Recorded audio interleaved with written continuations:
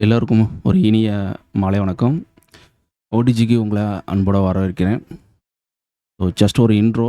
அ இந்த சேனல நீங்க தொடர்ந்து ஃபாலோ பண்றீங்கன்னா, உங்களுக்கு என்னென்ன கிடைக்கும் அப்படிங்கிறத ஃபர்ஸ்ட்டு நான் சிம்பிளா சொல்லிர்றேன். ஏன்னா, ஃபர்ஸ்ட் டைம் இந்த சேனல பார்க்குறவங்களுக்கு என்ன கிடைக்கும்? இதனால நமக்கு என்ன யூஸ்ஃபுல்?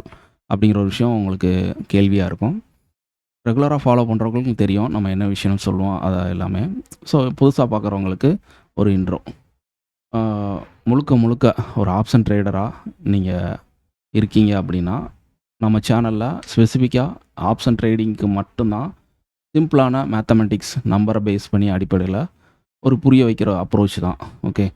குறிப்பா பிகினருக்கு புரியாத மாரி இண்டிகேட்டர்ஸோ, மல்டிபிள் லெவல்ஸோ அந்த மாரிலாம் எதுவுமே இருக்காது.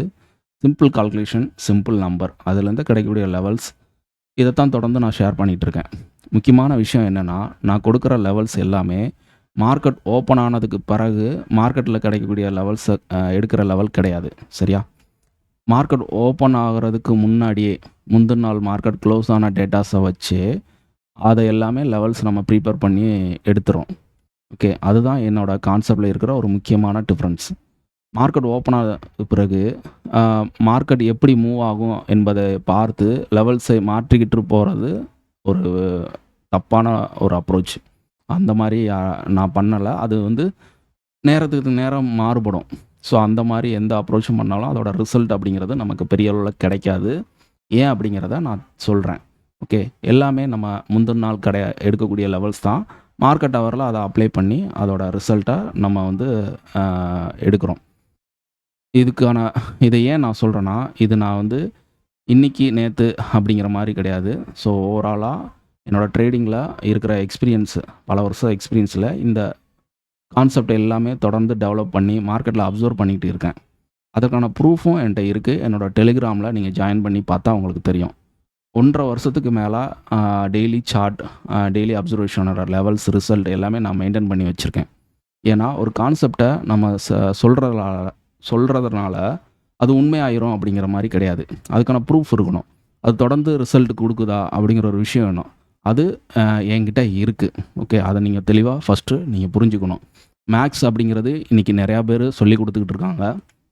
ஆனா, நேரத்துக்கு நேரம் அது மாறுபடும். ஆ இதுக்கு இத பண்ணியிருக்கணும், இதுக்கு அத பண்ணியிருக்கணும் அப்படிங்கிற மாரி குழப்புற மாரி எந்த விஷயமும் என்கிட்ட இருக்காது. தெளிவா ஒரு விஷயம் மட்டும் தான் இருக்கும்.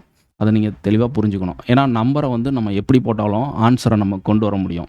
இப்ப 10 அப்படிங்கிற ஒரு நம்பர் வரணும்னா, 2யும் 8யும் கூட்டுனா 10 வரும். 7யும் 3யும் கூட்டினாலும் 10 வரும். 5யும் 5யும் கூட்டினாலும் 10 வரும். ஓகே.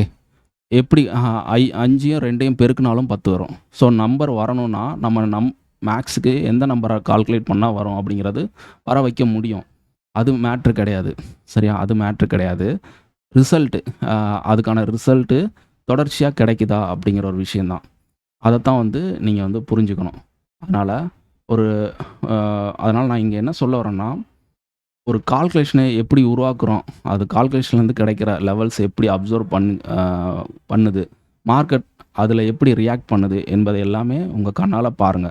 தொடர்ந்து அப்சர்வேஷன் பண்ணும்போது தான் உங்களுக்கான அந்த கான்ஃபிடன்ஸ் அப்படிங்கிறது வரும். அதுதான் என்னோட நோக்கம். ஒரு லெவல் கொடுக்குறேன். நீங்க அத பிளைண்டா ஃபாலோ பண்ண வேண்டிய அவசியமே கிடையாது. அப்சர்வ் பண்ணுங்க. கண்கூடா நீங்களே ரிசல்ட்ட பாருங்க. உங்களுக்கே ஒரு அண்டர்ஸ்டாண்டிங் வரும். உருவாக்கிக்கலாம். ஓகே. இதுதான் உங்களுக்கு நீண்ட காலத்துக்கு உங்களோட லாங் டெர்ம் ஒரு ட்ரேடிங் ஸ்கில் வந்து உங்களுக்கு டெவலப் ஆகும். ஸோ நீங்க ஒரு ஆப்ஷன் ட்ரேடர் பிகினரா இருந்து சிம்பிளா புரிஞ்சுக்கணும்னா நினைக்கிறீங்கன்னா, இந்த சேனல் உங்களுக்கு யூஸ்ஃபுல்லா இருக்கும். நம்பர பார்த்து பயப்பட வேண்டாம். மேத்தமெட்டிக்ஸ பார்த்து காம்ப்ளிகேட்டடா நினைக்க வேண்டாம். ஒரு சிம்பிள் கால்குலேஷன் கூட மார்க்கெட்ட புரிய வைக்க முடியும் அப்படிங்கிற விஷயம் தான் நான் இங்க உங்களுக்கு சொல்றேன். அதத்தான் இந்த சேனல்ல தொடர்ந்து நம்ம பார்க்க போறோம். ஸோ இந்த வீடியோ தொடர்ந்து பாருங்க. மார்க்கெட்ட அப்சர்வ் பண்ணுங்க. உங்களுக்கான அண்டர்ஸ்டாண்டிங்க நீங்களே உருவாக்கிக்கோங்க. இப்ப நம்ம இன்னைக்கு மார்க்கெட் அனலைசிஸ்க்கு போகலாம். ஓகே. இப்ப இன்னைக்கு மார்க்கெட்ல பார்த்தீங்கன்னா, நம்மளோட ஏடிஎம் ஸ்ட்ரைக் அப்படிங்கிறது 24,300. ஓகே. இந்த 24,300 அப்படிங்கிறத ஏன் எடுத்தோம்? ஆ அப்படிங்கிறத நேத்து நான் வீடியோ போட்டிருப்பேன். அதில நீங்க பார்த்தீங்கன்னா கிளியரா தெரியும். இத பேஸ் பண்ணி தான் நிஃப்டிக்கு ஸ்பாட்டுக்கு சப்போர்ட் அண்ட் ரெசிஸ்டன்ஸ் லெவல் எல்லாமே நான் வந்து எடுத்திருக்கேன். ஓகே. இந்த லெவல்லாம் இப்போ இந்த ஃபஸ்ட் டைம் வீடியோ பார்க்குறீங்க அப்படின்னா, இந்த லெவல்லாம் எப்படி எடுத்தாங்க அப்படிங்கிற மாரி உங்களுக்கு தெரியாது. ஸோ, அதனால் நான் என்ன சொல்கிறேன், உங்களுக்கு இந்த லெவல்லாம் எடுக்க தெரியணும் அப்படின்னா, என்னோட சேனல்ல புதையல் இருக்கும் வரைபடம் அப்படிங்கிற தலைப்பில ஒரு வீடியோ இருக்குது. நீங்கள் போய் தேடி பாருங்க இருக்கும். அதில் போய் பார்த்தீங்கன்னா, இந்த லெவல்ஸ்லாம் எப்படி எடுக்கணும் அப்படிங்கிறத கிளியரா நான் எக்ஸ்பிளைன் பண்ணி அங்க சொல்லியிருப்பேன். ஓகே. இப்போது இன்னைக்கான ஏடிஎம் பிரைஸ்ங்கிறது 78. இந்த 78 எப்படி வந்துச்சு? 24,300 காலோட க்ளோஸ் ரூ. 72, 24,300 புட்டோட க்ளோஸ் ரூ. 84. இது 2யும் கூட்டி கிடைக்கிற வேல்யூ தான் கூட்டி கிடைக்கிற ஆன்சரை 2ஆல ஆவரேஜ் பண்ணி, ஓகே, ஆவரேஜ் பண்ணி கிடைக்கிற வேல்யூ தான் இந்த 78. இந்த 78 தான் நம்மளோட ஏடிஎம் ப்ரைஸு. இது ஸ்ட்ராங்கான ஒரு சப்போர்ட் அண்ட் ரெசிஸ்டன்ஸ் நியர்பை இருக்கிற ரவுண்ட் 50 ஸ்ட்ரைக்கு அந்த இடத்துல இருக்குது. இப்போ இங்கே பார்த்தீங்கன்னா 24,396, 24,385 இது டேவோட ஓப்பன். இது நியர்பை இருக்கிற ரவுண்ட் 50 என்ன இருக்குது? 24,300 அப்படிங்கிற ஸ்ட்ரைக் இருக்குது.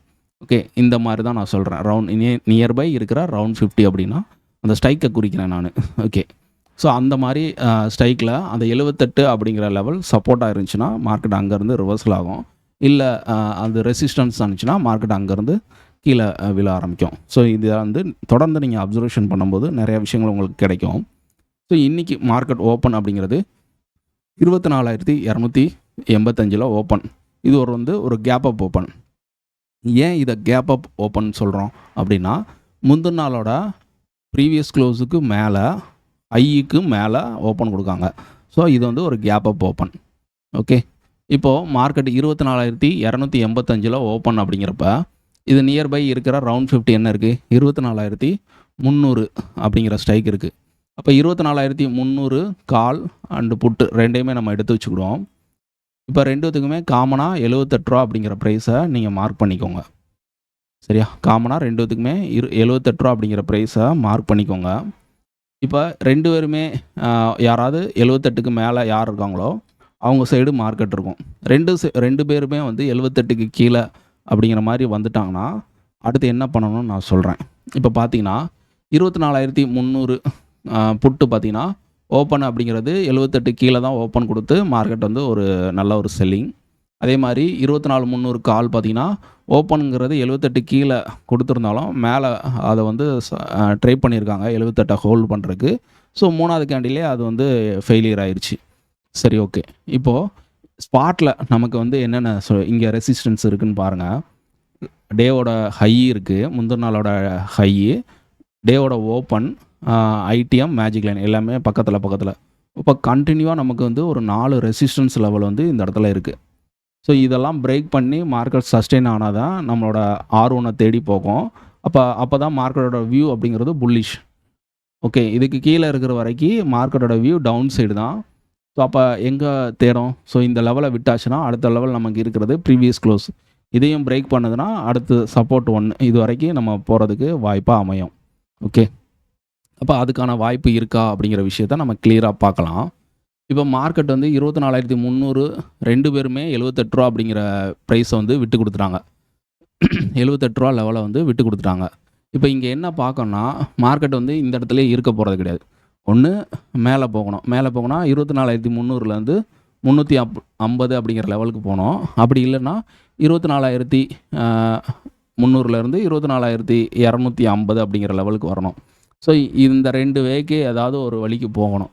அப்போ 300 வீக்காக இருக்காங்க. அப்போ நம்ம இங்கே என்ன பண்ணோம்னா 24,350 புட்டையும் 24,250 காலையும் நம்ம எடுத்து வச்சுக்கிடுவோம்.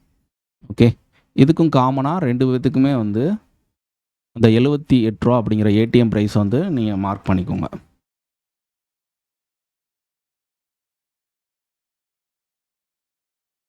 ஓகே, இப்போது இந்த இடத்துல பார்த்தீங்கன்னா 24,250 காலும் 78க்கு மேலே தான் இருக்காங்க. ஓகே, 78க்கு மேலே தான் இருக்காங்க.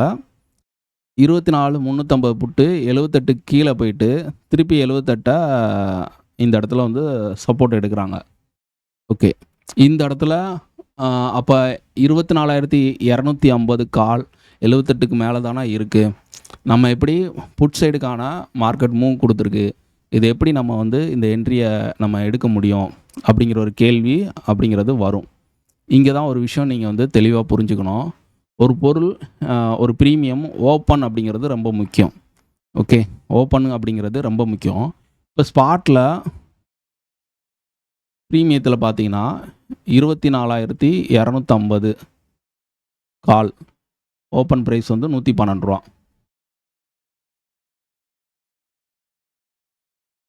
ஓகே, 112. இப்போது இந்த இடத்துல நம்ம ஒரு விஷயம் நீங்கள் இதுக்கு தான் வந்து தொடர்ந்து நம்ம வீடியோ ஃபாலோ பண்ணோம். சின்ன சின்ன நுணுக்கமான விஷயங்கள்லாம் உங்களுக்கு வந்து தெரிய வரும். ஏன்னா வீடியோ ஸ்கிப் பண்ணிவிட்டு போகும்போது அந்த நுணுக்கமான விஷயங்கள் பாயிண்ட் அப்படிங்கிறது மிஸ் ஆயிரும். இப்போ இந்த இடத்துல வந்து மார்க்கெட்டில் ஸ்பாட்டில் மல்டிபிள் ரெசிஸ்டன்ஸ் இருக்குது. ஓகே, மல்டிபிள் ரெசிஸ்டன்ஸ் இருக்குது. மார்க்கெட் அப்போ மேலே போகிறதுக்கு வாய்ப்பு கம்மி. ஒரு இதெல்லாம் புல்லிஷாக ஆகும்னா ரெசிஸ்டன்ஸை பிரேக் பண்ணி நல்ல ஒரு வால்யூமில் பிரேக் பண்ணால் தான் மார்க்கெட் ஃபர்தராக மேலே போகும்.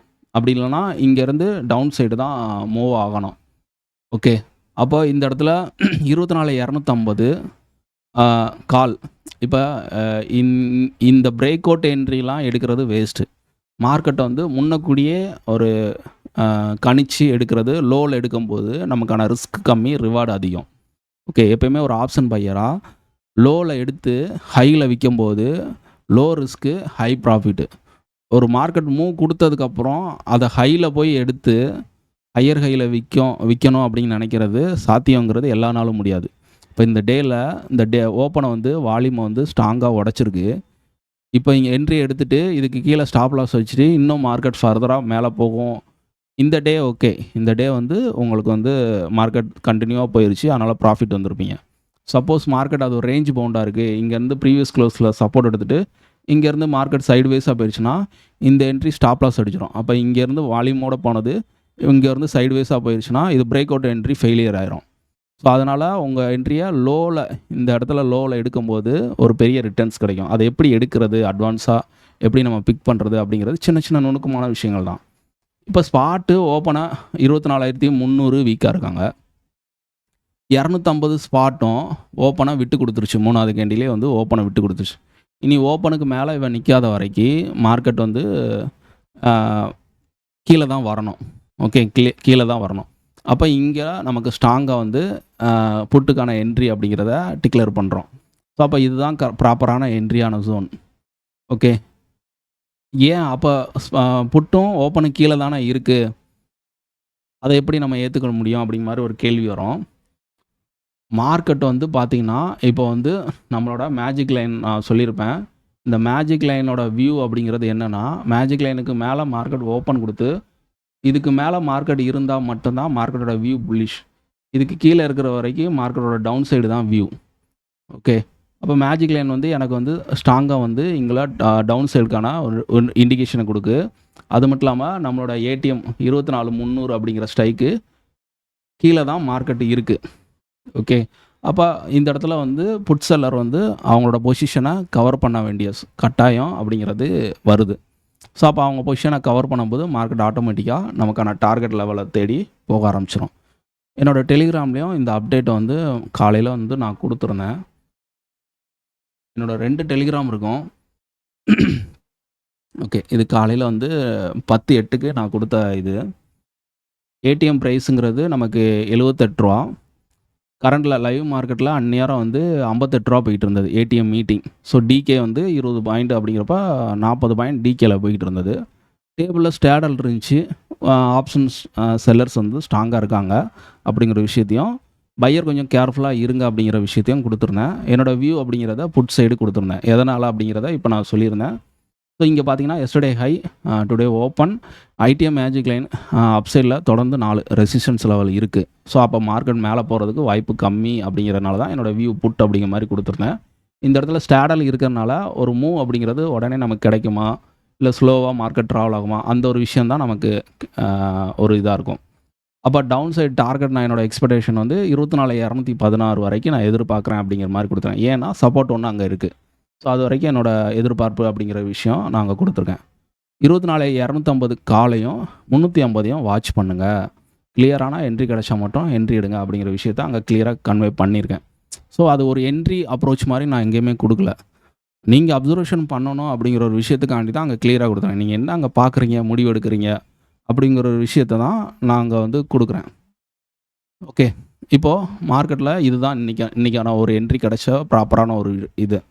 ஸோ அப்போ இங்கே கிளியராக நமக்கு வந்து தொடர்ந்து இந்த மாதிரி நம்ம அப்சர்வேஷன் பண்ணும்போது அந்த ஸ்பாட்டோட மிங்கிள் பண்ணி நம்ம ப்ரீமியத்தை கொண்டு போகும்போது நமக்கு ஒரு சாலிடான ஒரு என்ட்ரி கிடைக்கும்.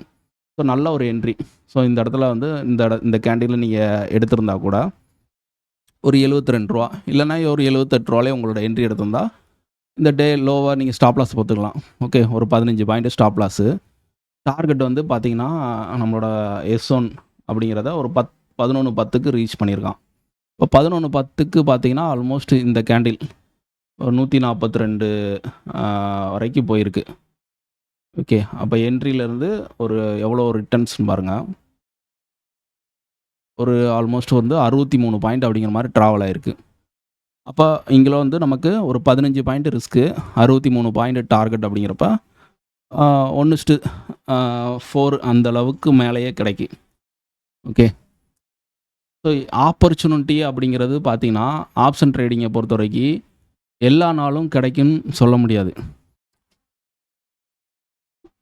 எல்லா நாளும் கிடைக்கும் அப்படிங்கிற மாதிரி வெயிட் பண்ண அதாவது சொல்ல முடியாது. ஆனால் கிடைக்கிறப்ப அதை சரியாக பயன்படுத்திக்கணும் அப்படிங்கிறது தான் விஷயம். ஓகே. நேத்தோட வீடியோவில் சொல்லியிருப்பேன். காலையில் மார்க்கெட் ஓப்பன் ஆனோடனே என்னென்ன விஷயங்கள் நோட் பண்ணணும் அப்படிங்கிற மாதிரி நிறைய பேர் நோட் பண்ணியிருப்பீங்க. ஸோ அப்படி நோட் பண்ணும்போது காலையில் மார்க்கெட் ஓப்பன் ஆன உடனே ஒரு ஃபஸ்ட்டு அந்த கேண்டிலோட ஆக்டிவிட்டீஸை பார்த்து ஃபாஸ்ட்டாக ரியாக்ட் பண்ணும்போது நமக்கான ஸ்டாப் லாஸ் அடிக்க வரும். இன்றைக்கெலாம் பார்த்தீங்கன்னா மார்க்கெட் வந்து ஒரு கேப் அப் ஓப்பன் நல்ல ஒரு புல்லிஷாக இருக்குது. உடனே என்ன பண்ணியிருப்பாங்க நிறையா பேர் கேண்டிலை பேஸ் பண்ணி இல்லைனா ஃபாஸ்ட்டாக என்ட்ரி போகிறவங்க மார்க்கெட் வந்து புல்லிஷ் ஆக போது நல்லா மேலே தான் போக போகுது அப்படின்ட்டு இந்த கேண்டிலோட எதிலையாவது என்ட்ரி எடுத்திருப்பாங்க. உடனே அடுத்த கேண்டில்லே அவங்களுக்கு ஸ்டாப் லாஸ் வந்து அடிச்சிருக்கும். ஓகே. மார்க்கெட் அதுக்கடுத்து என்ன பண்ணியிருப்பாங்க, சரி புட் சைடு தான் போக போகுது அப்படி மாதிரி புட் சைடு எடுப்பாங்க. ஸோ அது அங்கே சைடு வேஸில் இருக்கும்போது மார்க்கெட் ரிவர்சல் ஆயிருமோ, இங்கே நல்லா ரிவர்சல் ஆகும் போது உங்களுக்கு அப்படின்னு இங்கே எக்ஸிட் கொடுத்துட்டு இங்கே எடுத்திருப்பாங்க.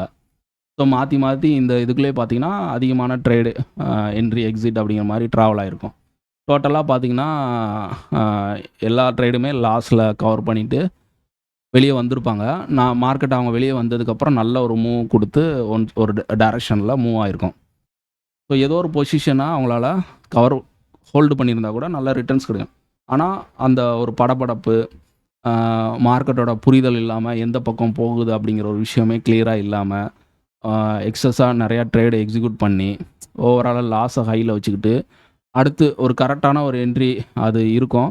ஆனால் எடுக்கிறதுக்கான தைரியம் வராது. ஏன்னா ஆல்ரெடி நம்ம வந்து 1 or 2 ட்ரேடர்ஸ் எடுத்து லாஸ் பண்ணிட்டோம். இந்த ட்ரேடும் எடுத்தால் அதுவும் லாஸ் ஆகி போச்சுன்னா அப்படிங்கிற ஒரு பயத்தில் அந்த ட்ரேடை வந்து உட்காந்து வேடிக்கை தான் பார்ப்பாங்க. ஸ்டில் கரெக்டாக அந்த என்ட்ரி நல்ல ஒரு ரிட்டர்ன்ஸ் கொடுத்துருக்கும். ஸோ இது எல்லாருமே காமனாக பண்ணக்கூடிய ஒரு விஷயங்கள் தான். அப்போ தொடர்ந்து அப்சர்வேஷன் பண்ணணும். அதை கண் முன்னாடி நம்ம அந்த ஒரு விஷயத்த பார்க்கணும். அது நடக்குதா, அது ரியாக்ட் ஆகுதா, சக்ஸஸ் பண்ணுதா அப்படிங்கிற விஷயத்த பார்த்தா மட்டும்தான் அது மேலே நமக்கு நம்பிக்கை வரும். ஏனோ தானோ ஒருத்தவங்க சொன்னாங்க, ஒரு விஷயம் வந்து இண்டிகேட்டர் சொல்லிச்சு அப்படிங்கிற மாதிரிலாம் ஃபாலோ பண்ண ஆரம்பித்தோம்னா அதுக்கான ரிசல்ட் அப்படிங்கிறது பெரிய அளவில் கிடைக்காது. ஸோ அதனால் தொடர்ந்து அப்சர்வேஷன் பண்ணுங்கள். என்னப்பா நீ அப்சர்வேஷன் பண்ணுங்கங்க எதை பண்ணணும் அப்படிங்கிற மாதிரிலாம் கேள்விகள் வரும். ஸோ ரெகுலராக பார்க்குறவங்களுக்கு தெரியும். நீங்களும் இப்போ பிகினராக இருக்கீங்கன்னா இந்த வீடியோ அதாவது என்னோடய சேனலை இப்போ தான் நீங்கள் ஃபாலோ பண்ணுறீங்கன்னா தொடர்ந்து ஃபாலோ பண்ணுங்கள். இருக்கிற பழைய வீடியோஸ் எல்லாம் போய் பாருங்கள். அதுக்கான பதில் எல்லாமே கிடைக்கும். ஓகே. இப்போ மார்க்கெட்டில் பார்த்தீங்கன்னா இங்கேருந்து மார்க்கெட்டு கீழே போகலை. ஸோ இங்கேருந்து ரிவர்சல் ஆகிருக்கு. இந்த இடத்துல நம்மளோட 78 ப்ரைஸ் அப்படிங்கிறது ரியாக்ட் ஆகிருக்கணும். செக் பண்ணி பார்த்துடலாம். இப்போ 24,150 கால் அண்ட் புட்டு 2 எடுத்திருக்கேன். ஏன்னா இங்கே மார்க்கெட்டோட இந்த லோ தான் இன்றைக்கான லோவாக இருந்திருக்கு. கிட்டத்தட்ட 24,144 லோ. இப்போ நியர்பை இருக்கிற ரவுண்ட் 50 என்னதுக்கு 24,150 ஸ்ட்ரைக் இருக்குது. அதனால் 24,150 கால் அண்ட் புட்டு 2 எடுத்து வச்சுருக்கேன்.